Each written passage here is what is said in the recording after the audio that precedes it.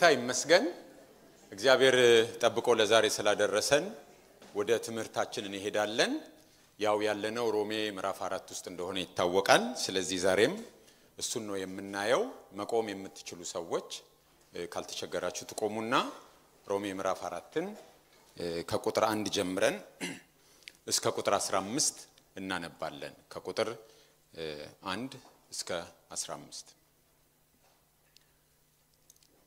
እንግዲህ በስጋ አባታችን የሆነ አብርሃም ምን አገኘ እንላለን አብርሃም በሥራ ጸድቆ ቢሆን የሚመካበት አለውና ነገር ግን በእግዚአብሔር ዘንድ አይደለም መጽሐፍስ ምን አለ አብርሃምም እግዚአብሔርን አመነ ጽድቅም ሆኖ ተቆጠረለት ለሚሰራ ደመወዝ እንደ ዕዳ ነው እንጂ እንደ ጸጋ አይቆጠርለትም ነገር ግን ለማይሰራ ኃጢአተኛውንም በሚያጸድቅ ለሚያምን ሰው እምነቱ ጽድቅ ሆኖ ይቆጠርለታል እንደዚህ ዳዊት ደግሞ እግዚአብሔር ያለ ሥራ ጽድቅን ስለሚቆጥርለት ሰው ብጽዕና ይናገራል እንዲህ ሲል አመጻቸው የተሰረየላቸው ኃጢአታቸውም የተከደነላቸው ብፁዓን ናቸው ጌታ ኃጢአቱን የማይቆጥርበት ሰው ብፁዕ ነው እንግዲህ ይህ ብጽዕና ስለመገረዝ ተነገረ ወይስ ደግሞ ስላለመገረዝ እምነቱ ለአብርሃም ጽድቅ ሆኖ ተቆጠረለት እንላለንና እንዴት ተቆጠረለት ተገርዞ ሳለነውን ወይስ ሳይገረዝ ተገርዞስ አይደለም ሳይገረዝ ነበር እንጂ ሳይገረዝም በነበረው እምነት ያገኘው የጽድቅ ማህተም የሆነ የመገረዝን ምልክት ተቀበለ ይህም እነርሱ ደግሞ ጻድቃን ሆነው ይቆጠሩ ዘንድ ሳይገረዙ ለሚያምኑ ሁሉ አባት እንዲሆን ነው ለተገረዙትም አባት ይሄውም ለተገረዙት ብቻ አይደለም ነገር ግን አባታችን አብርሃም ሳይገረዝ የነበረውን የእምነቱን ፍለጋ ደግሞ ለሚከተሉ ነው የዓለምም ወራሽ እንዲሆን ለአብርሃምና ለዘሩ የተሰጠው የተስፋ ቃል በእምነት ጽድቅ ነው እንጂ በሕግ አይደለም ከሕግ የሆኑትስ ወራሾች ከሆኑ እምነት ከንቱ ሆኗል የተስፋውም ቃል ተሽሯል ሕጉ መቅሰፍትን ያደርጋልና ነገር ግን ሕግ በሌለበት መተላለፍ የለም ይላል እንጸልይ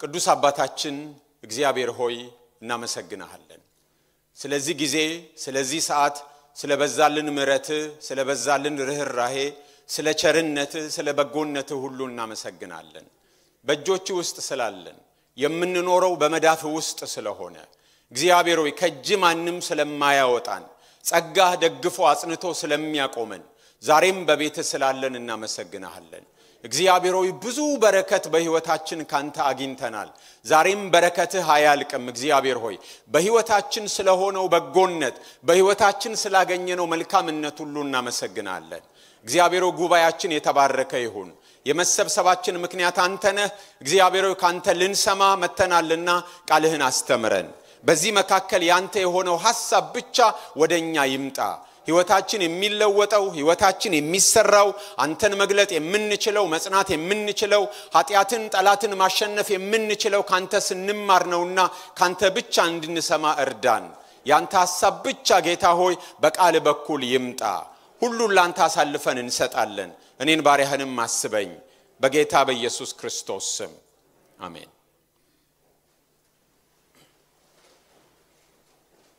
እንግዲህ ባለፈው ሳምንት ከቁጥር 1 እስከ 8 ያለውን አይተናል የሚዳነው ሕግን በመጠበቅ ሳይሆን በሚዳነው በጸጋ ነው የሚዳነው የሚለውን ሐሳብ ሐዋርያው ጳውሎስ ሲያስረዳ ምዕራፍ 4 ላይ አብርሃምንና ዳዊትን ምሳሌ ያመጣል አብርሃም የጸደቀው ሕግን በመጠበቅ አይደለም አብርሃም የጸደቀው በማመን ነው እምነቱ ጽድቅ ሆኖ ስለተቆጠረለት ነው እንጂ አብርሃም ምንም ሰርቶ አይደለም እግዚአብሔር ተናገረው እግዚአብሔር የተናገረውን እንደሚፈጽም ታመነ አብርሃም እምነቱ ለዛውም ፍጹም አልነበረም ጥርጣሬዎች ነበሩ ይሄ እንደሚሆን ምንን ታሳየኛለህ ብሎ ይጠይቅ ነበር ነገር ግን በዛ ውስጥ ሆኖ እንኳን አብርሃም እግዚአብሔርን አመነ እግዚአብሔር እምነቱን ጽድቅ አድርጎ ቆጠረለት እንጂ አብርሃም ጽድቅን ፈጽሞ አይደለም አብርሃም ጽድቅን ሰርቶ አይደለም ብለናል የኃጢአት ይቅርታም ከዚሁ ጋር ነው የተገናኘው ምክንያቱም ክፍሉ የሚለው ምንድነው ዳዊትን ይጠቅስና ሐዋርያው ጳውሎስ ኃጢአታቸው የተከደነላቸው አመጻቸው የተሰረየላቸው እግዚአብሔር ኃጢያቱን የማይቆጥርበት ሰው ምስጉን ነው ይላል። ስለዚህ የክፍሉ ሐሳብ መቁጠር አለ መቁጠር የሚል ተደጋጋሚ ቃል የመጣበት ነው ብለናል። ይሄንም ቃል ሐዋርያው ጳውሎስ የወሰደው ከፋይናንስ ወይም ከአካውንቲንግ ወይም ከባንኪንግ ነው ብለናል። ሐዋርያው ጳውሎስ ሐሳቡን ለመግለጥ ከተለያዩ የህይወት ዘርፎች የሙያ ዘርፎች የተለያዩ ቃላትን ያመጣል። ስለዚህ ተቆጠረለት ኃጢያቱን የማይቆጠርለት ሰው እምነቱ ጽድቅ ሆኖ ተቆጠረለት እግዚአብሔር የሚቆጥርለት እግዚአብሔር የማይቆጥርለት ይያለ ሲያወራ የመቁጠር ጉዳይ ነው። እግዚአብሔር ሰዎችን ኃጢያታቸውን አይቆጥርባቸውም ምክንያቱም በክርስቶስ ኢየሱስ በደላቸው ስለተከደነ ሰዎችን እግዚአብሔር እምነታቸውን ጽድቅ አድርጎ ይቆጥርላቸዋል። በክርስቶስ ኢየሱስ ሞት አሁንም ጽድቅ ስለተፈጸመ በማመን ብቻ እንደሆነ የሚዳነው ይሄንን ሲናገር እንደነበረ ባለፈው አይተናል። አሁን ከቁጥር 9 ጀምሮ ስናይ መጀመሪያ እንግዲህ ሐዋርያው ጳውሎስ የጽድቅ ጉዳይ እኛ የምንፈጽመው አይደለም የሚለውን ደጋግሞ ሲናገር ቆይቷል። በሌላም ስፍራ መጽሐፍ ቅዱስ እንደሚናገር ጽድቃችሁ የመርገም ጨርቅ ነው ወይም ጽድቃችን የመርገም ጨርቅ ነው የሚለው በኢሳይያስ መጽሐፍ ላይ። ስለዚህ የሚቆጠር ጽድቅ የለንም። አብርሃም የጸደቀው እንግዲህ ዋናው የእምነት አባት የተባለው አብርሃም የጸደቀው በእምነት ከሆነ እኛም በእምነት ነው የምንጸድቀውን ሐሳብ የሚለውን ሐሳብ ነው የሚነግረን። እዚህ ጋር ላሰምርበት የምፈልገው በዘፍጥረት ምዕራፍ 15ም ሆነ አሁን በዚህ በሮሜ ምዕራፍ 4 ላይ አብርሃም እግዚአብሔርን አመነ ነው የሚለው ወይም አብርሃም በእግዚአብሔር አመነ ነው የሚለው። አብርሃም አመነ ብቻ አይደለም የሚለው አመነ ብቻ አይደለም የሚለው አብርሃም በእግዚአብሔር አመነ ነው የሚለው ወይም እግዚአብሔርን አመነ ነው የሚለው። ዘመኑ ስለ እምነት ብዙ የሚወራበት ሰዎች የእምነት ሰው ነን ብለው የእምነት ቤተክርስቲያን ነን ብለው የእምነት አስተምሮ አለን ብለው እኛ የእምነት ሰዎች ነን የእምነት ሰራዊት ነን የእምነት እንደዚህና እንደዛ ነን ብለው ነገር ግን እምነታቸው በእግዚአብሔር ላይ ያልሆኑ ሰዎች አሉ። እምነቱ የአብርሃም በማን ላይ ነው የሚለው ነው ትልቅ ጥያቄ። የእምነት ጄኒውን መሆን የሚታወቀው በማን ላይ ነው ያረፈው በሚለው ነው።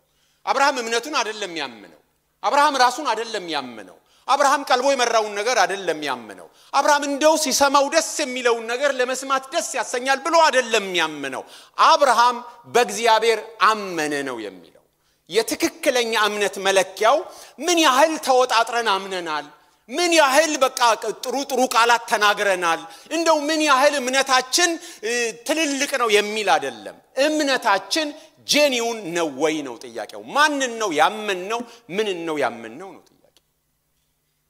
እምነታችንን አናምንም። እምነትን ማመን እሱ መጽሐፍ ቅዱሳዊ እምነት አይደለም። ጥሩ ሊሆን ይችላል። በራስ ተማመን በራስ ተመካ ምናምን የሚሉት የሆነ ስነ ልቦናዊ ገዛ ሊያደርጉልን ይችሉ ይሆናል። ነገር ግን ያንን እምነት በመጽሐፍ ቅዱስ የተጻፈው አይነት እምነት አያደርገውም። እግዚአብሔር ከኛ የሚፈልገው አይነት እምነት አያደርገውም። እምነት የሚያደርገው ማንን ነው ያመነው? እምነታችን በማን ላይ ነው የሆነው? ሰብስታንሱ የእምነታችን ማረፊያ ምንድነው የሚል። ስለዚህ ዛሬም በዚህ ዘመን ስለ እምነት ብዙ በሚነገርበት ጊዜ ምን ነው ያመነው የሚለው ጥያቄ የዛ እምነት ኦቴንቲክ መሆን አለ መሆን መለያ ነው። መጽሐፍ ቅዱሳዊው እምነት የእግዚአብሔር ቃል የሚያስተምረን እምነት በእግዚአብሔር ማመን ነው። ስለዚህ ሮሜም ላይ የተጠቀሰው ምዕራፍ 4 ላይ ዘፍጥረት 15ም ቦታ ብትሄዱ ምንድነው የሚለው? አብርሃም በእግዚአብሔር አመነ ጽድቅም ሆኖ ተቆጠረለት። በእግዚአብሔር ማመን ነው ጽድቅ ሆኖ የሚቆጠረው እንጂ ሰዎች ራሳቸውን ያምናሉ። በዚህ ዘመን ያምናሉ ራሳቸው። ሰዎች እምነታቸውን ያምናሉ። ብቻ ምንም ይሁን ዝም ብለህ እመን፣ በቃ ደስ የሚል ነገር ይሆናል ብለህ ካሰብክ እመን፣ በቃ ካሳልከው ካሰብከው ይሆናል ብለህ ካሰላሰልከው ከተናገርክለት ዩኒቨርሱም ያግዛል የሆነ ነገር ያግዛል ብቻ እመን የሚባለው እምነት እሱ መጽሐፍ ቅዱሳዊ እምነት አይደለም። መጽሐፍ ቅዱሳዊ እምነት በእግዚአብሔር ማመን ነው እንጂ የሆነ ዩኒቨርሱ የሚሰጠው ስትናገሩ ተፈጥሮ የሚሰጥ የሆነ ንግግራችሁ የሚፈጥረው ነገር ምና የሚባሉ ተረቶች እነሱ መጽሐፍ ቅዱሳዊ እምነትን የሚያሳዩ አይደሉም። አብርሃም በእግዚአብሔር አመነ እምነቱም ጽድቅ ሆኖ ተቆጠረለት። ይሄ መሰመር ያለበት ነው። ስለ እምነት በየትኛውም ጊዜ ስንነጋገር እምነት ማለት በእግዚአብሔር ማመን ማለት ነው እንጂ ኮንፊደንስ ማለትም አይደለም። በራስ ልበሙሉነት ጥሩ ነው። እየፈሩ እየተርበተበቱ ከመራመድ ይሆናል ብሎ መራመድ ጥሩ ነው። ልበሙሉነት እችላለሁ ብሎ ማሰብ አልችልም ብሎ ከመፍራት የተሻለ ነው። ጥሩ ነገር ናቸው እነዚህ ነገሮች። ነገር ግን እውነተኛ እምነት የሚያድነው እምነት ከጽድቅ የሚቆጠረው እምነት መንፈሳዊ እምነት ግን አይደሉም። እነዚህ መንፈሳዊ እምነት በእግዚአብሔር ማመን ነው። ሮሜ ምዕራፍ 4 ላይ የሐዋርያው ጳውሎስ የመጀመሪያው ጥያቄ አብርሃም የጸደቀው በሥራ ነው ወይስ በእምነት ነው የሚለው ነው። ይሄንን አይተነዋል። ቀጥሎ ግን ከቁጥር 9 ጀምሮ ደግሞ ወደ ሁለተኛው ጥያቄ ይመጣል። ሐዋርያው ጳውሎስ ይሄን ሐሳብ ደጋግሞ ነው የሚያነሳው። ቁጥር 9 ላይ እንደምናየው ጥያቄው ከአብርሃም ይዘልና የጽድቅ ብጽዕናን ወዳገኙ አማኞች ወደ ክርስቲያኖች ይሄዳል። ወደ ብዙሃኑ ይሄዳል። ከነጠላው አብርሃም ተነስቶ ወደ ብዙሃኑ ይሄድና ለነዚህ ሰዎች የጽድቅ ብጽዕና የተሰጠው በምንድነው? የጽድቅ ብጽዕና የተሰጠው ለተገረዙቱ ማለትም ለአይሁድ ብቻ ነው ወይስ ላልተገረዙቱም ጭምር ማለትም ለአሕዛብም ነው የሚል ጥያቄ ነው የሚያነሳው። ኦኬ አብርሃም እንደሱ አመነ። ጥሩ አብርሃም በማመኑ ነው የጸደቀው። እምነቱ ነው ከጽድቅ የተቆጠረለት። በጣም ጥሩ። እሺ ከዛ በኋላስ ሌሎቹ ሰዎች የጽድቅን ብጽዕና ምክንያቱም ከላይ ዳዊትን ጠቅሶ ምን ብለዋል? ሐመጻቸው የተሰረየላቸው ኃጢያታቸው የተከደነላቸው ብፁዓን ናቸው፣ ምስጉን ናቸው። ጌታ ኃጢያቱን የማይቆጥርበት ሰው ምስጉን ነው ብሎ ስለ ብዙዎች ተናግሯል። እነዚህ ብዙዎቹ እነዚህ ምስጉን ናቸው የተባሉት የተገረዙቱ ናቸው ወይስ ያልተገረዙቱ ናቸው? አይሁዳውያን ናቸው ወይስ አሕዛብ ናቸው? እሺ በአብርሃም ተስማማን፣ ሙግት የለንም። በቃ በአብርሃም ተሸንፈናል። ከዚያስ በኋላ ሌሎቹንስ በሚመለከት ይሄ ፕሪንሲፕል ለአብርሃም ብቻ ነው የሚሰራው ወይስ ለሁሉም ነው የሚሰራው የሚል ጥያቄ ነው ቁጥር 9 ላይ የሚነሳው። ከዛ ደግሞ መልሱን ይሰጣል። መልሱን የሚሰጠው ወደ አብርሃም ግርዘት ሄዶ ነው።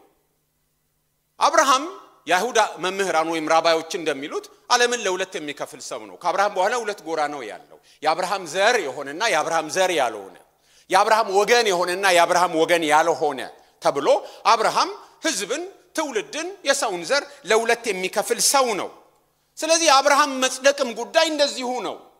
ለመሆኑ የአብርሃም መጽደቅና የአብርሃም ግርዘት ግንኙነታቸው እንዴት ነው? አንድ ባይሆኑም የተለያዩ ነገሮች አይደሉም።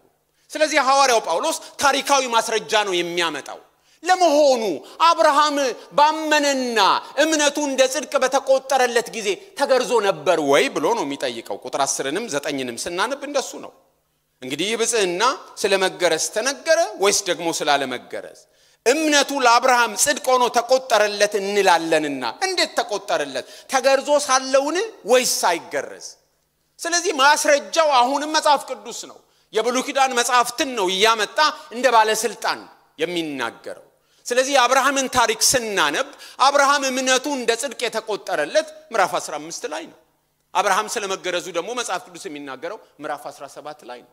አብርሃም እምነቱ እንደ ጽድቅ በተቆጠረለት ጊዜ የ86 ዓመት ሰው ገደማ ነበረ። አብርሃም በተገረዘበት ጊዜ ደግሞ የ99 ዓመት ሰው ነበረ።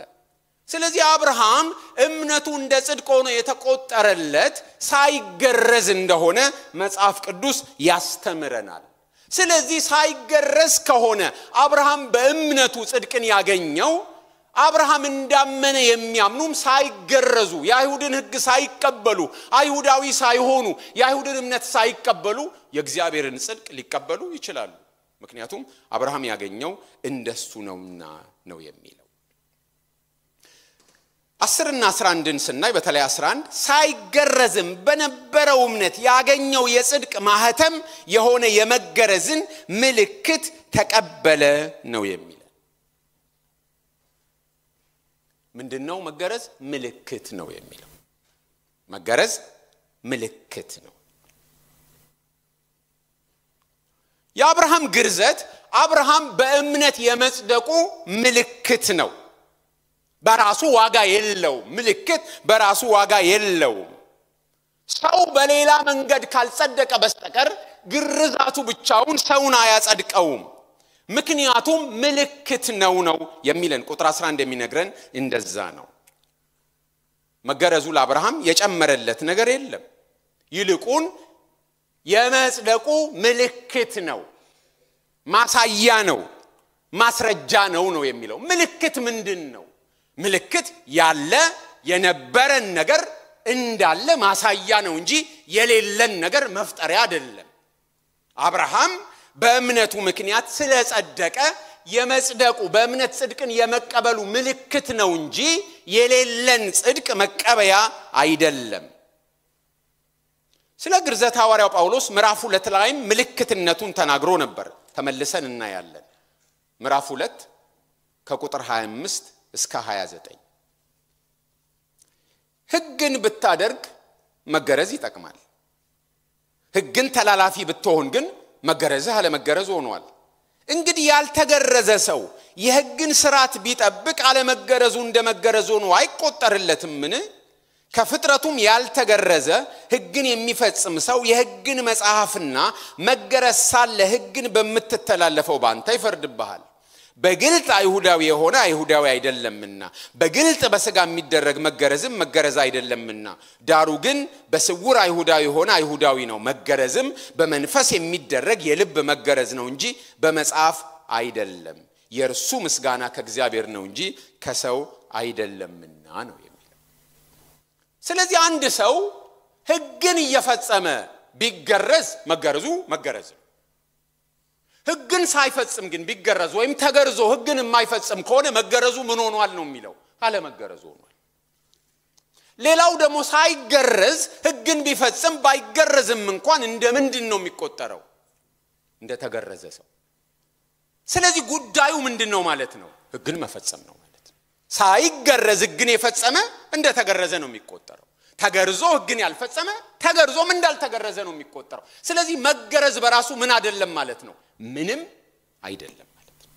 ስለ መገረዝ ሲያወራ አብርሃም ሐዋርያው ጳውሎስ የሚያወራው ስለ አይሁድነት ነው የሚያወራው። ስለዚህ በእግዚአብሔር ማመን ከሌለበት እግዚአብሔርን መታመን ከሌለበት ውጫዊ ሥርዓቶችን መፈጸም በራሱ ትርጉም የለውም ማለት ነው። ስለዚህ ሰው ሥርዓትን ሳይፈጽም እምነቱ ካለው ጄኒውን እምነት ካለው ጽድቅን ይቀበላል። ምልክት ነው ይላል። ምልክት ምን ማለት ነው? ለምሳሌ በዘፍጥረት 9 ላይ ከጥፋት ውሃ እግዚአብሔር ሕዝቡን ካዳነ በኋላ ኖህንና ቤተሰቡን እንደዚህ ይላቸዋል። ዘፍጥረት ምዕራፍ 9 ከቁጥር 12 እስከ 13 እግዚአብሔርም አለ በእኔና በእናንተ መካከል ከእናንተም ጋር ባለው በሕያው ነፍስ ሁሉ መካከል ለዘላለም የማደርገው የቃል ኪዳን ምልክት ይህ ነው። ቀስቴን በደመና አድርጌያለሁ። የቃል ኪዳኑ ምልክት በእኔና በምድር መካከል ይሆናል። የቃል ኪዳኑ ምን ምልክት ነው የሚለው ከቁጥር 16 እስከ 17 ቀስቲቱ በደመና ትሆናለች። በእኔና በምድር ላይ በሚኖር ሥጋ ባለው በሕያው ነፍስ ሁሉ መካከል ያለውን የዘላለም ኪዳን ለማሰብ አያታለሁ። እግዚአብሔርም ኖህን በእኔና በምድር ላይ በሚኖር ሥጋ ባለው ሁሉ መካከል ያቆምኩት የቃል ኪዳን ምልክት ይህ ነው አለ።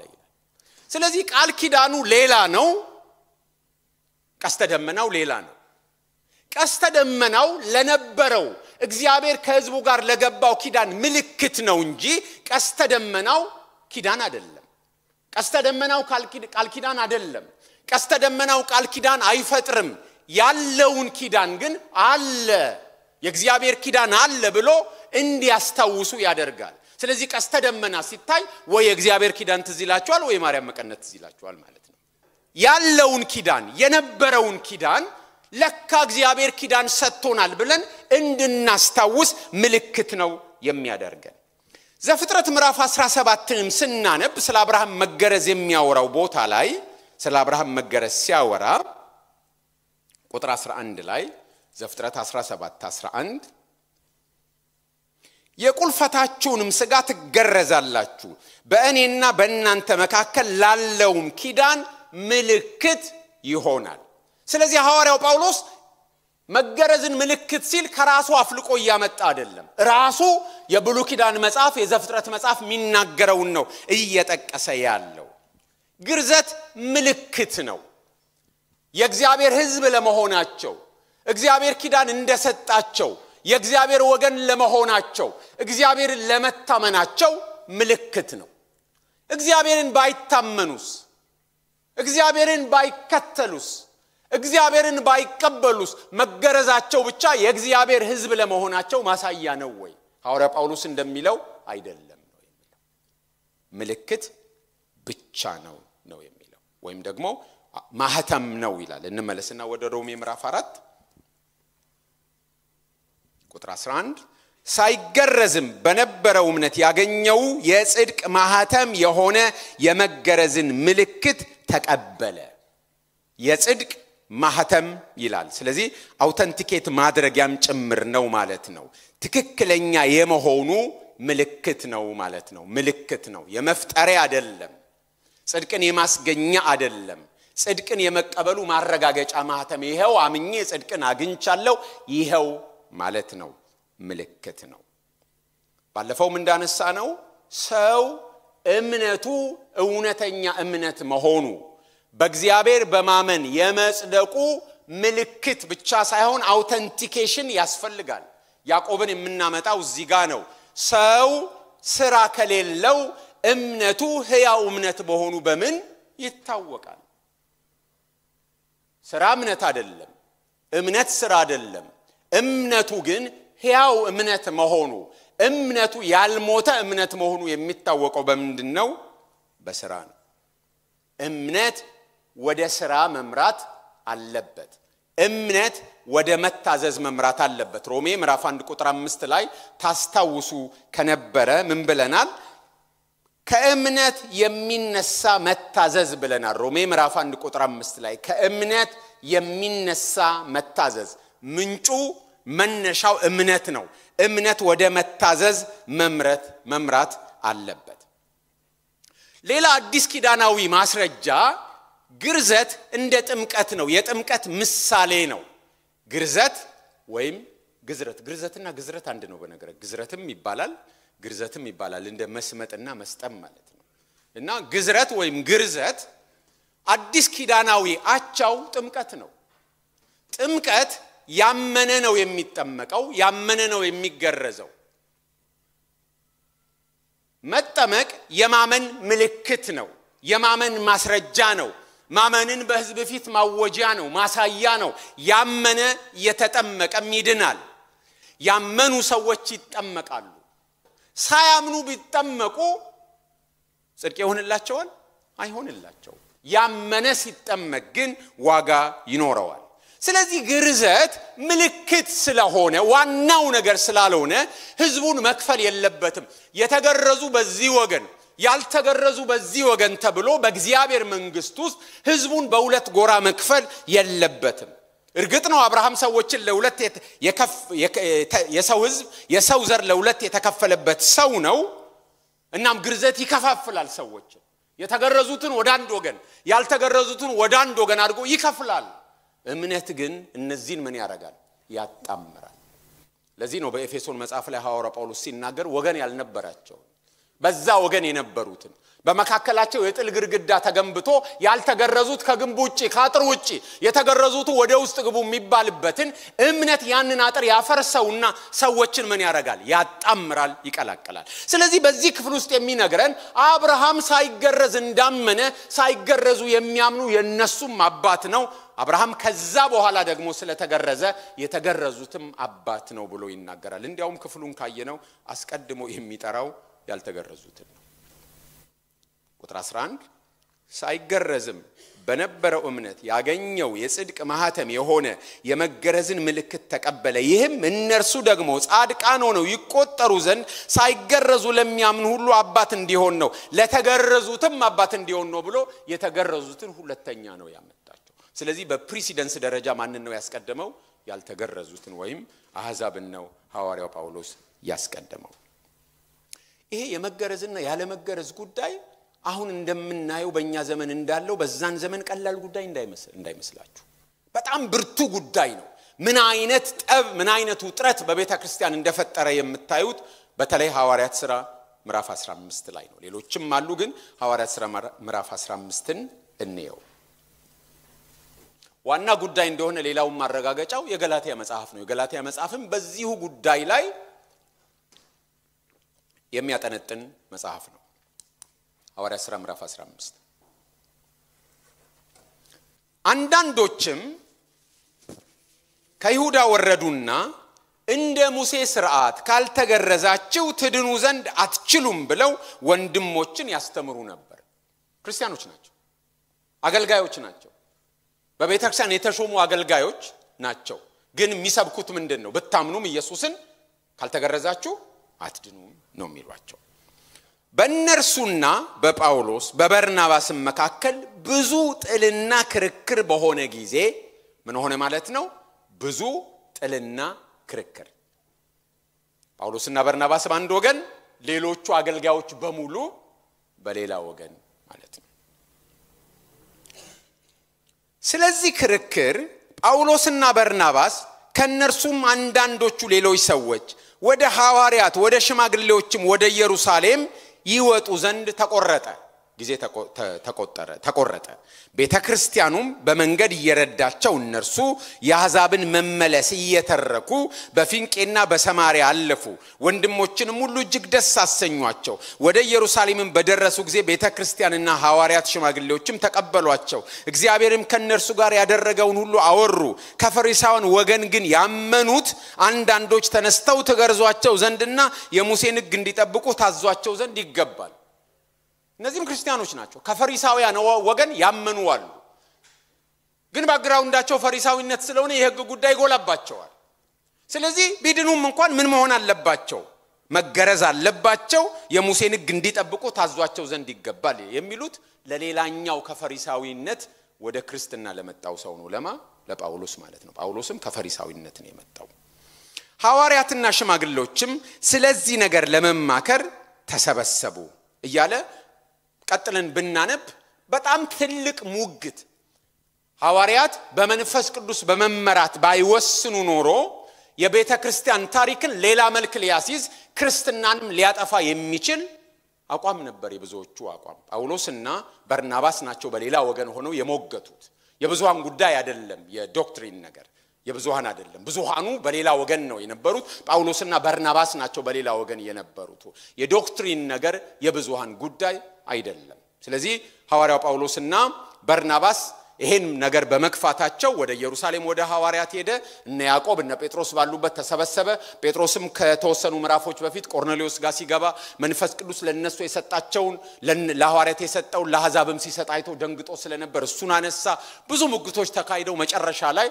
አሕዛብ ለመዳን የሙሴን ሕግ መጠበቅ እንደማይገባቸው ስምምነት ላይ ደረሱ ሐዋርያው ጳውሎስ ይሄንን ነገር ሲሞግት እሱ መስፈርቱን ማሟላት አቅቶት ለራሱ ጥቅም አልነበረ ሐዋርያው ጳውሎስ ግን ምን አይነት ሰው ነበር ካልን ፊልጵስዩስ ምዕራፍ 3ን እንመልከት ፊልጵስዩስ ምዕራፍ 3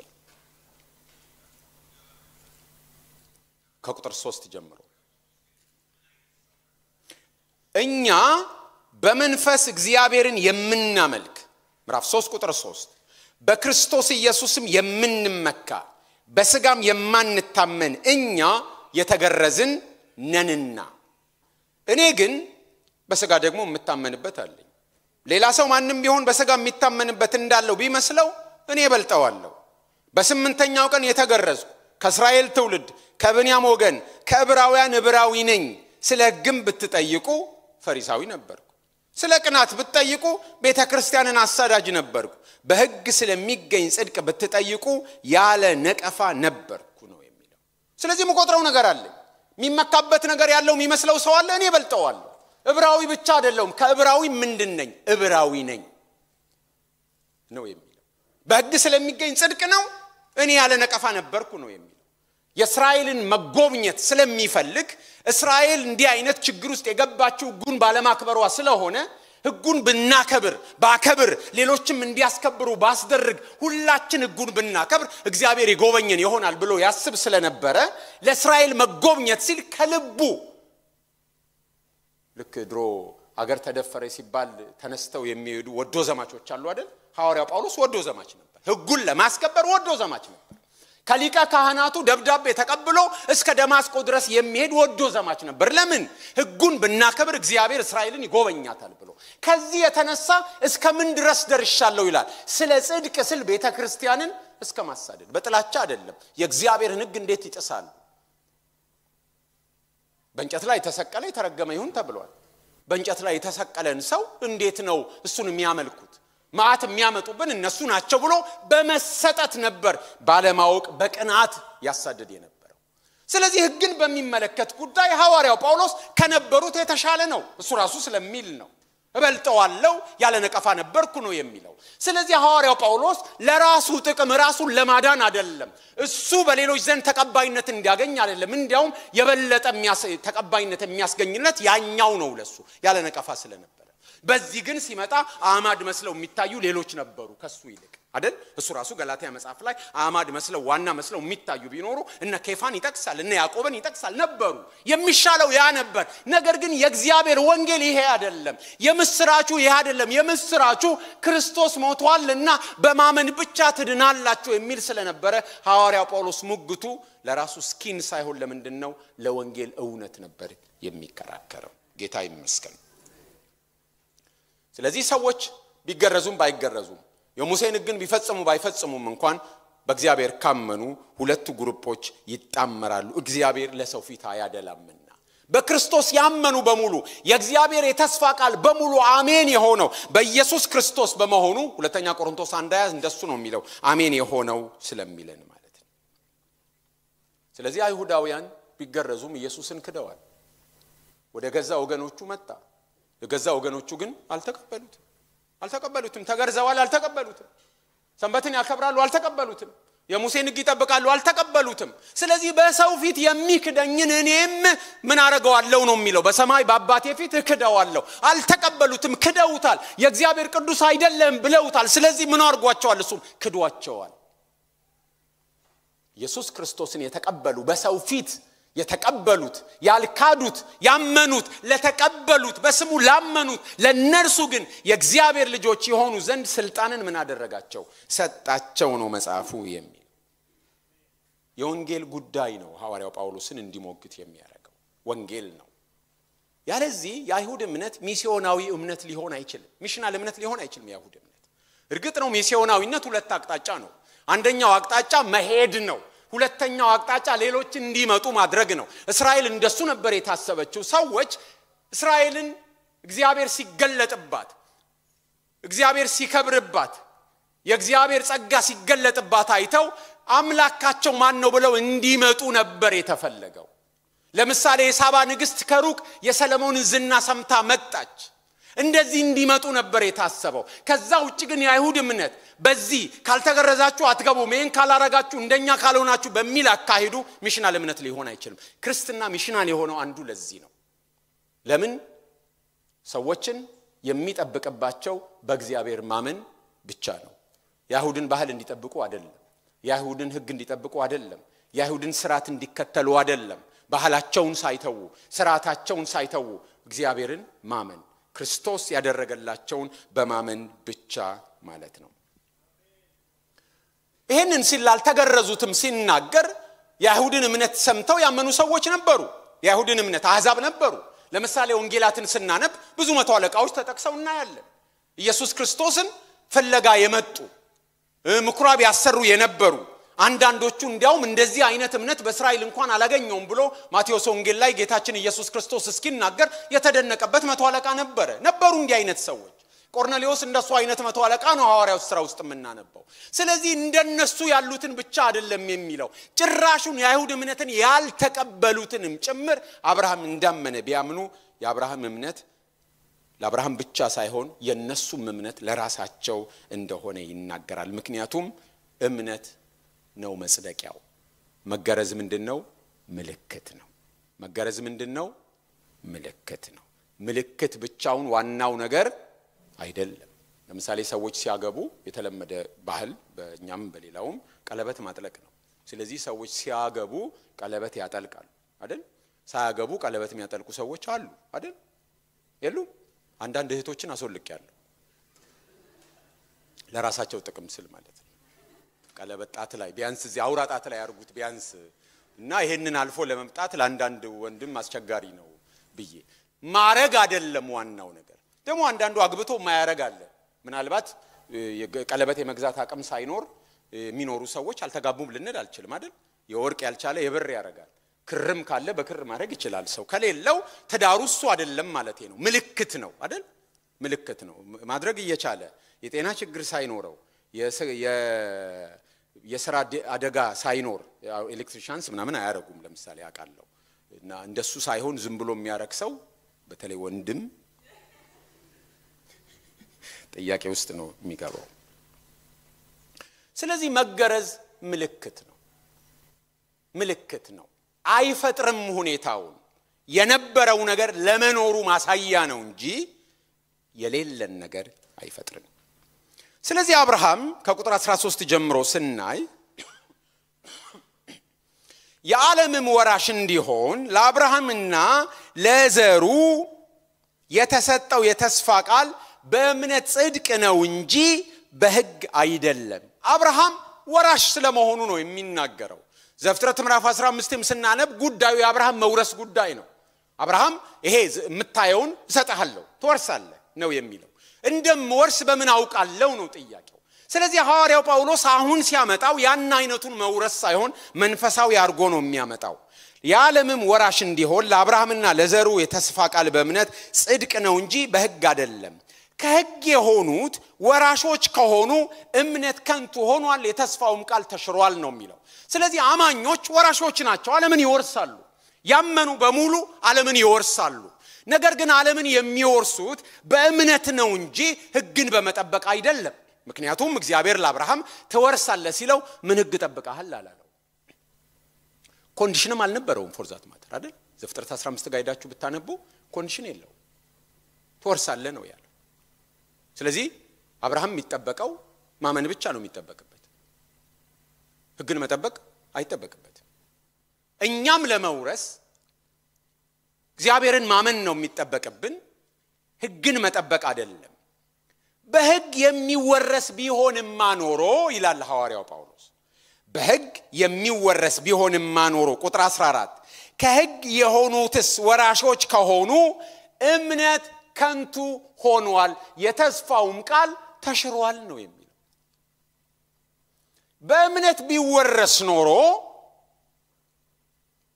ይወረሳል በእምነት ሲወረስ ሕግን ግን ሽሮ አይደለም ታስታውሱ ከነበረ 3:31ን ተመልከቱ የምዕራፍ 3 የመጨረሻ ቁጥር እንግዲህ ሕግን በእምነት እንሽራለንን አይደለም ሕግን እናጸናለን እንጂ ብለናል አይደል እምነት ነው ዋናው ግን እምነት ሕግን አይሽርም ብለናል እንዲያውም ስላመንን ሕግን ይበልጥ እናጸናለን ብለናል ታስታውሱ ከነበረ እንዲያውም ክርስቲያን ጤናማ ትዳር የሚኖረው ወይም ባል ሚስቱን የሚወደው ሚስት ባሏን የምታከብረው ሕጉ ስለሚል ሳይሆን ስላመኑ ነው ልጆቻቸውን በአግባቡ መምራት ያለባቸው ስላመኑ ነው ገንዘባቸውን በአግባቡ ማስተዳደር ያለባቸው ስላመኑ ነው ባልንጀሮቻቸውን መውደድ ያለባቸው ስላመኑ ነው ባመንን ቁጥር ሕግን ምን እናረጋለን እናጸናለን እንጂ እኛ አምነናል ሕግ የራሱ ጉዳይ አይመለከተኝም አይደለም እንለው እንዲያውም ከማመናችን የተነሳ ሕጉን የበለጠ እንድናከብር እንሆናለን የእግዚአብሔርን የሞራል ሕግጋት ማለት ነው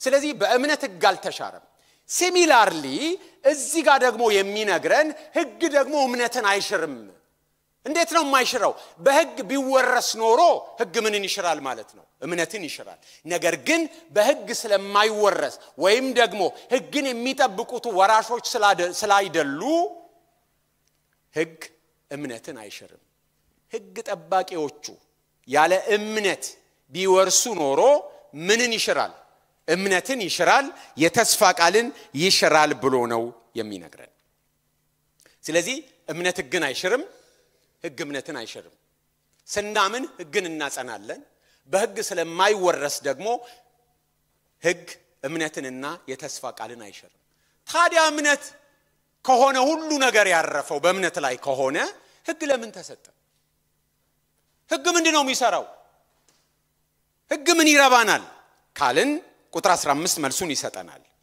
ሕግ መቅሰፍትን ያደርጋልና ነገር ግን ሕግ በሌለበት መተላለፍ የለም ነው የሚለው ወይም በአዲሱ መደበኛ ትርጉም ላንብበው ቁጥር 15 ስለዚህ ከቁጥር 14 ልጀምር በሕግ የሚኖሩት ወራሾች ከሆኑ እምነት የማይጠቅም ተስፋም ከንቱ በሆነ ነበር ሕግ ቁጣን ያስከትላል ሕግ በሌለበት ግን መተላለፍ አይኖርም ነው የሚለው ሕግ ቁጣን ያስከትላል ሕግ በሌለበት መተላለፍ አይኖርም ህግ ለምንድነው ቁጣን የሚያስከትለው ወይም መቅሰፍትን የሚያመጣው ለምንድነው?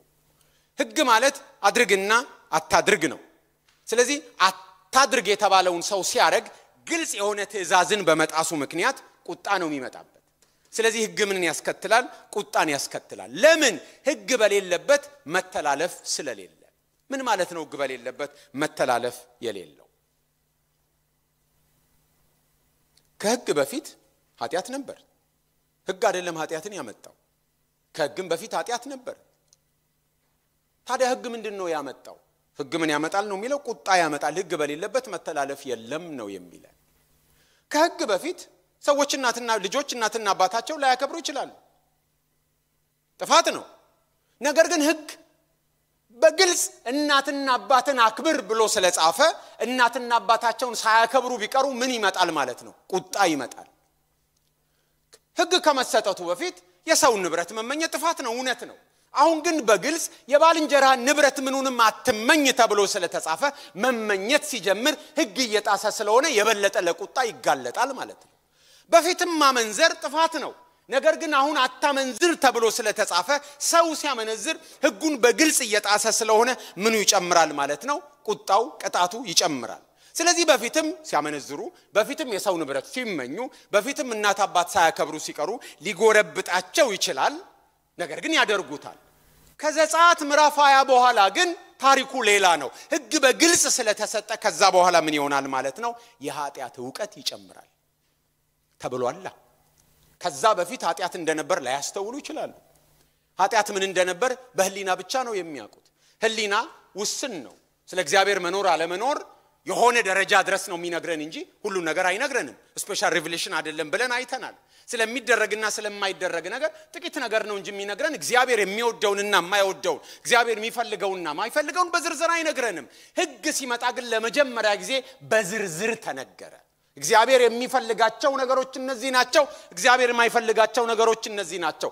እነዚህን ብታደርጉ ሽልማት አላችሁ። ለምሳሌ እናትና አባትን አክብር፣ በምድር ላይ እድሜ ይረዝማል። ካላረክ ደግሞ እንደዚህ መዓት አለብህ፣ ቁጣ አለብህ ተብሎ ሲነገር ስለ ኃጢአት ያለን ዕውቀት ምን ሆነ ማለት ነው? ጨመረ። ስለዚህ ህግ የጨመረው ምንድነው? ስለ ኃጢአት ያለንን ግንዛቤ ነው የጨመረው ማለት ነው።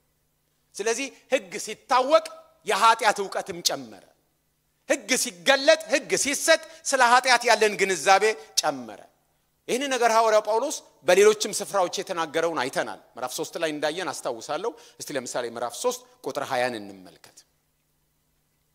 3:20 ይህም የህግን ሥራ በመስራት ሥጋ የለበሰ ሁሉ በእርሱ ፊት ስለማይጸድቅ ነው ብሎ ኃጢአት በህግ ይታወቃልና ይለናል።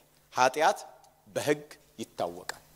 ህግ ባይኖር ኃጢአት አይታወቅም ነበር ማለት። ስለዚህ በህግ ነው ኃጢአት የሚታወቀው። ወደ ምዕራፍ 5 ብንሄድ ምዕራፍ 5 ቁጥር 20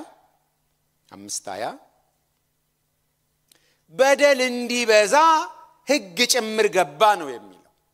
በደል እንዲበዛ፣ ኃጢአት እንዲበዛ፣ የኃጢአት ዕውቀት እንዲበዛ እንዲጨምር ህግ ገባ ብሎ ነው የሚነግረን።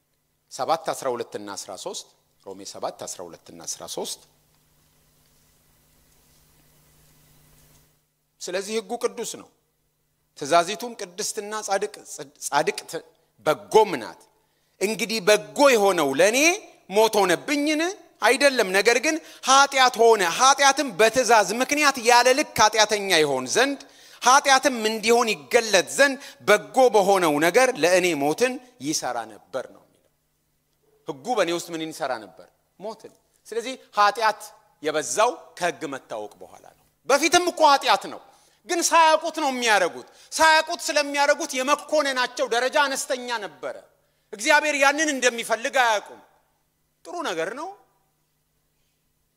ባናረገው ጥሩ ነው አይነት ስሜት ነው እንጂ ነበራቸው። እግዚአብሔር አይወደው፣ የእግዚአብሔርን ቁጣ ያመጣል፣ እግዚአብሔርን ይፈልጋል የሚለውን አያውቁትም ነበር። ስለዚህ የተወሰኑ ነገሮችን ብቻ ነበር የሚያውቁት። ህግ በበዛ መጠን ክልከላ ስለሚበዛ በደል ይበዛል። እስከ ቅርብ ጊዜ ድረስ ኢትዮጵያ ውስጥ ሞባይል እንደገባ ያናገሩ መሄድ ወንጀል አልነበር፣ የትራፊክ ወንጀል አልነበር።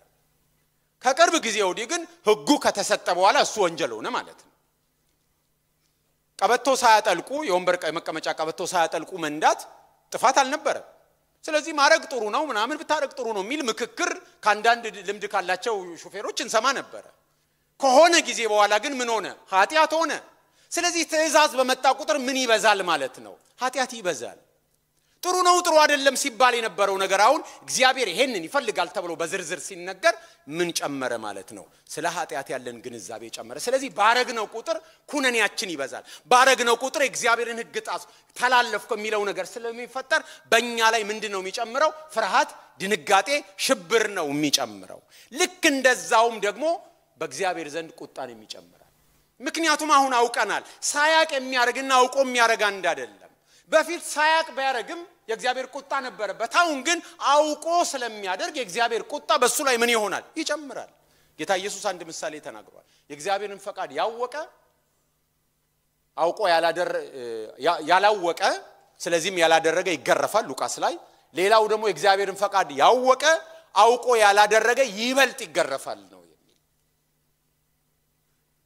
ስለዚህ ባወቅን መጠን ቅጣታችን ምን ይሆናል ይጨምራል በሕግ ፊትም በመድራዊ ሕግ ፊትም እንደሱ ነው አይደል ካልተሳሳትኩ ሕግን አለማወቅ ከጥፋት ከቅጣት ባያድንም ሞር ያወቁ ሰዎች ወደ ሕግ የተጠጉ ሰዎች ሲሆኑ ግን ማወቅ ነበረባቸው ተብሎ ምናቸው ይጨምራል ቅጣታቸው ይጨምራል ስለዚህ ሕግ ምን ጨመረ መቅሰፍት ጨመረ ሕግ ቁጣ ጨመረ በሕግ ምክንያት መተላለፍ በዛ ነው የሚለው ኃጢያት ነበረ ከዛ በፊትም አሁን ግን ምን ጨመረ መተላለፍ ኃጢያት ሁሉ መተላለፍ አይደለም መተላለፍ ሁሉ ግን ኃጢያት ነው መተላለፍ ማለት ግልጽ ትእዛዝን ትሬስፓስ ማድረግ አልፎ መሄድ የተጻፈ በግልጽ የተጻፈን ምልክት ጥሶ መሄድ ነው ማቆም የማይቻልበት ቦታ ምልክት ሳይኖር ማቆምና ማቆም ክልክል ነው ተብሎ በግልጽ የተጻፈበት ቦታ ማቆም የተለያዩ ነገሮች ናቸው በግልጽ የተጻፈን ነገር መጣስ እሱ መተላለፍ ነው ስለዚህ ሕግ ሲመጣ ምን ጨመረ ነው የሚለው መተላለፍ ጨመረ መተላለፍ ሁሉ ኃጢያት ነው ኃጢያት ሁሉ ግን መተላለፍ አይደለም መተላለፍ ግልጽ የሆኑ ትእዛዞችን ግልጽ የሆኑ መስመሮችን ማለፍ ነው መጣስ ነው ታዲያ የሕግ ዓላማ ምንድነው ካልን የእግዚአብሔርን የጽድቅ ደረጃ በመሳል የእግዚአብሔርን የጽድቅ ደረጃ መፈጸም እንዳቃተን ማሳያ ነው ስለዚህ ሕግ መተላለፍ ቁጣ አንድ ካታጎሪ ናቸው ማለት ነው ሕግ ምንን ይፈጥራል መተላለፍ ምንን ይፈጥራል የእግዚአብሔርን ቁጣ ይሄ ለሆነ ወገን ብቻ አይደለም ሮሜ ምዕራፍ 1 ጀምሮ ስናይ ሰው ሁሉ ይያለ ነው ከእግዚአብሔር ቁጣ በታች መሆኑን የተናገረው ስለዚህ ሁሉ ምን ሆኗል ተላልፏል ነው የሚለው ከሙሴም ሕግ በፊት ኃጢያት ነበር ከአዳም ጀምሮ ከሙሴም ሕግ በፊት የእግዚአብሔር ቁጣ ነበር ከአዳም ጀምሮ ነገር ግን ከሕጉ መሰጠት በኋላ ግን ቁጣው ምን ሆነ ጨመረ ደሞር ማወቅ ደሞር ኃጢያተኝነትን ስለሚፈጥር ማለት ነው ለምንድነው ሐዋርያው ጳውሎስ ደጋግሞ ያነሳ በሕግ አይደለም በእምነት ነው በሕግ አይደለም ኢየሱስን በማመን ነው በሕግ አይደለም በክርስቶስ ቤዛነት ነው በሕግ አይደለም እግዚአብሔርን በማመን ነው ብሎ የሚነግረን ለምንድነው ከዚህ በኋላም ብናነብ ይመጣል ይሄ ነገር ተደጋግሞ ነው የሚመጣው ለምንድነው ካልን ቢያንስ 3 ምክንያቶችን ማየት እንችላለን አንደኛ ማንንም ሕግን በመፈጸም ስለማይጸድቅ ማንንም ሕግን ኮምፕሊትሊ መፈጸም የሚችል ማንንም የለም ስለዚህ ስለማይቻል አይሆንም ብትሉም አትችሉም እኔ በሕግ ነው ምድነው ብትሉም አትችሉም ማንንም አይችልም ይሄኛውን ቢያከብር ይሄኛውን ይጥሳል 9ኙን ቢፈጽም በ10ኛው ይወድቃል የሆነ ነገሩን ሲያከብር የሆነ ነገሩን ማንንም አይችልም ለዚህ ነው የሚነግረን ሁለተኛ ትምክህትን ለመምታት ነው ባለፈው አይተናል ተደጋግሞ የሚነሳው ትምክህት ነው ስለ አብርሃምም ስናይ ለምሳሌ ምዕራፍ 4 ቁጥር 20 ላይ ስታነቡ ቁጥር 20 ላይ ለእግዚአብሔርም ክብርን እየሰጠ ይላል ስለ አብርሃም ሲያወራ የራሱን እንደ ሙት የሆነውን ቦዲውን የተመለከተው ለእግዚአብሔር ክብርን እየሰጠ ስለዚህ በእምነት የሚዳን ከሆነ ምንም ስላላረግን እግዚአብሔርን ነው የምናከብረው ትምክህት አይጠቅምም አለበለዚያ በስራ ቢሆን ኖሮ ሰዎች የሚመኩበት አላቸው ደሞዜ ነው የላቤ ዋጋ ነው የልፋቴ ዋጋ ነው ስለዚህ ግን ጠብቄ ነው ይላሉ አሁን ግን መመካት አይችሉም ማንን ነው የሚያከብሩት እግዚአብሔርን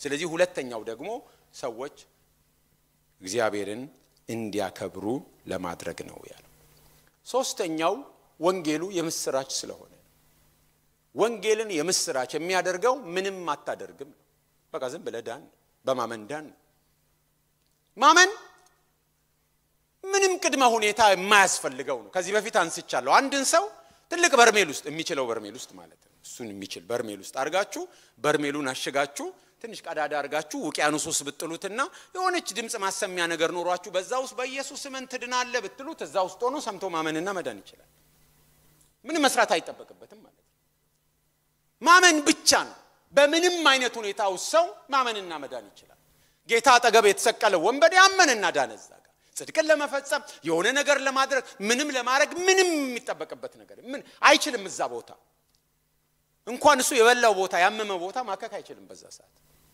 ግን ምን ሆነ አመነና ዳነ ብዙ ነገር ብትጠይቁት ዶክትሪን ምናምን ሁሉ አያውቅም እንደውም አንድ ሰው ሲሰብክ አንድ የሆነ ክሊፕ አይቼ ነበር እንግሊዘኛ ስብከት ነውና በር ላይ ቆሞ ያው ጴጥሮስ ይመስለኛል በር ላይ የሚቆመው ጳውሎስ የሚቆም አይመስለኝም ለጨዋታ ነው እና መልአክ ነው የቆመው እና እዛ ጋር ደርሶ አምናሃል ተጠምቀሃል ሲባል አልተጠመቅኩም ማለት የጌታ ራት ወስደ ታውቃል አልወሰድኩም የት ቤተክርስቲያን ቤተክርስቲያን የሚባል ነገር አላውቅም ታዲያ ምን ትሰራለህ እዚህ ስለሆነ ስለ ስላሴ ምናምን አላውቅም ማለት የሆነ ነገር ይጠይቅ ምንም አያውቅም እንዴ አንተ ቦታ እዚህ አይደለም ለመሆኑ ማን አይ እዚህ ነተብዬ ነው የመጣሁት እንዴት መጣ ሲባል አጠገቤ የተሰቀለው ሰውዬ እና ዛሬ በገነት ከኔ ጋር ትሆናለህ አለኝ መጣው አለ የሚል ምንም አያውቅም እምነት የዚህን ያህል በምንም ሁኔታ ውስጥ ሆኖ ሰው ኢየሱስ ክርስቶስን በማመን ሊድን ይችላል ምንም ሌላ አክሮባት አይጠይቀው የመገልበጥ ችሎታ ምናምን አያስፈልገው በምንም አይነት ሁኔታ ውስጥ ሰው ምንም ለመጾም ለመጸለይ ሳይችል መዳን ይችላል ቤተክርስቲያን ለመሳለም የሆነ ተራራ ለመውጣት ሳይችል መዳን ይችላል ኢቭን የቤተክርስቲያን አባል ሳይሆን የአባልነት ደብተር ላይ ሳይጻፍ መዳን ይችላል ሰው ማንበብ መጻፍ ሳይችል ሊድን ይችላል ሰው መዝሙር መዘመር ሳይችል ሊድን ይችላል ሰው መባ መስጠት አስራት መስጠት ሳይችል ሊድን ይችላል ሰው ምንም ሳያደርግ በእግዚአብሔር በማመን ብቻ በቀራንዮ መስቀል ላይ ኢየሱስ ክርስቶስ የፈጸመለትን በማመን ብቻ መዳን ይችላል የምስራች ማለት እኮ ይሄ ነው ሰው ለምን እንደሚፈራገጥ በጭራሽ በዚህ አይዳንም ለምን እንደሚል አላውቅም የሆነ ነገር ኮንትሪቢዩት ማድረግ አለብኝ እኮ ነው በቃ አለብኝ ምንም አታድርግ በማመን ብቻ ትድናለህ ሲባል የለም ካላዋጣው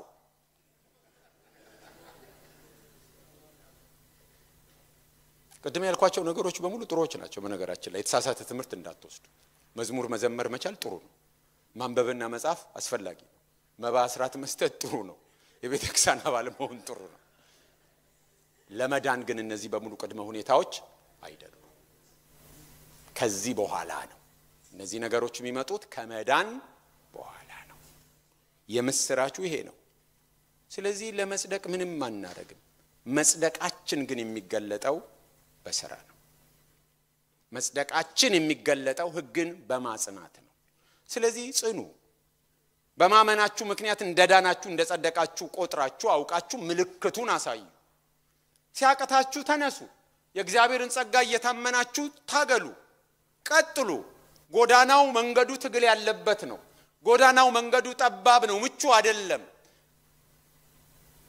መጎሻሸም ያለበት ነው መፋተግ ያለበት ነው መውደቅ መነሳት ያለበት ነው 7 ጊዜ ይወደቁ 7 ጊዜ መነሳት ያለበት ነው የእግዚአብሔርን ምህረት የእግዚአብሔርን ይቅርታ እየጠየቃችሁ ደሞ እየተነሳችሁ ቀጥሉ ዋስትናችሁ ማመናችሁ ነው ዋስትናችሁ የእግዚአብሔር ጸጋ ነው ዋስትናችሁ እናንተ አይደላችሁም ዋስትናችሁ ያለው በእግዚአብሔር እጅ ነው እናንተ አይደላችሁም ራሳችሁን የምታጸኑት እኛ አይደለንም ራሳችንን የምናቆመው እኛ አይደለንም ራሳችንን የምንደግፈው እኛ አይደለንም ራሳችንን የምንሸከመው የሚሸከመን የእግዚአብሔር ጸጋ ነው የሚደግፈን የእግዚአብሔር ጸጋ ነው የሚያቆመን የእግዚአብሔር ጸጋ ነው የሚያጸናን የእግዚአብሔር ጸጋ ነው ከኛ የሆነ አንድም ነገር የለም እስከ መጨረሻ ዋስትናችን እስከ መጨረሻ ጌታ እስኪመጣ ወይም እኛ ወደ ጌታ እስክንሄድ የምንቆመው በእግዚአብሔር ጸጋ ይሄ ቁልፍ በማንም እጅ ውስጥ የለም ይሄ ቁልፍ በእግዚአብሔር ዘንድ ብቻ ነው ያለው የድነታችን ዋስትና ያለው ባዳነን በጸጋው ባዳነን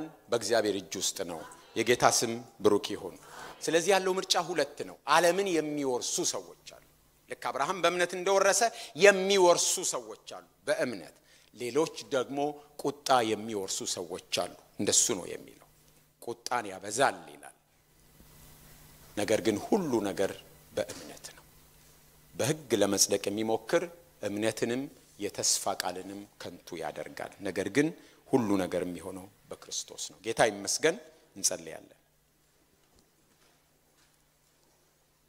ወንጌል የምስራች ነው ማንንም ሕግን በመጠበቅ አይድንም ማንንም ለመመካት ለትምክት እኔ ለማለት ቦታ የለም ሁላችን ለእግዚአብሔር ክብርን እንሰጣለን እግዚአብሔር አምላካችን ሆይ እናመሰግንሃለን እግዚአብሔር አምላካችን ሆይ እናከብረሃለን በማመናችን ብቻ ስለጸደቅን ምንም ሳናረግ ምንም ሳናዋጣ ምንም ከኛ የሆነ ነገር ሳይኖር አንተን በማመን ብቻ በክርስቶስ የመስቀል ሥራ ብቻ በማመናችን ከጻድቃን ማህበር ከቅዱሳን ማህበር ከናብርሃም ማህበር ከነዳዊት ማህበር አስገብተህናልና እናመሰግናለን አብርሃም እንዳመነ በማመናችን ዳዊት እንዳመነ በማመናችን ብቻ እግዚአብሔር ሆይ ሕይወታችን እንደ አብርሃም ባይመስል እንደ ዳዊት ባይመስል እንኳን እንዳመኑ በማመናችን የነሱ ማህበር ስላደረከን እግዚአብሔር ሆይ እናመሰግናለን ካመንን በኋላ ባለው ጉዞም እግዚአብሔር ሆይ እንደነሱ እንድንታዘዝ እርዳን አብርሃም በመታዘዙ ምክንያት እንደወረሰም ተነግሮናልና እግዚአብሔር ሆይ ስላመንን እንድንታዘዝ ማመናችንን በመታዘዝ እየገለጥን እንድንሄድ እግዚአብሔር አምላካችን ሆይ እርዳን እግዚአብሔር አምላካችን ሆይ አግዘን ነገር ግን ሁሉ ጊዜም ዋስትናችን ሆነውን ያንተን ጸጋ መታመን ላንተ ጸጋ ቦታ መስጠት ያንተን ጸጋ ማክበር የጸጋውን ባለቤት ማመስገን እንድንችል እርዳን ስላስተማርከን ስለነገርከን ተመስገን እናመሰግንሃለን ከዚህ በኋላ የሚኖረን ጊዜ ሁሉ ላንተ እናስረክባለን ክብርና ምስጋና ሁሉ ለስምህ ይሁን በጌታ በኢየሱስ ክርስቶስ ስም አሜን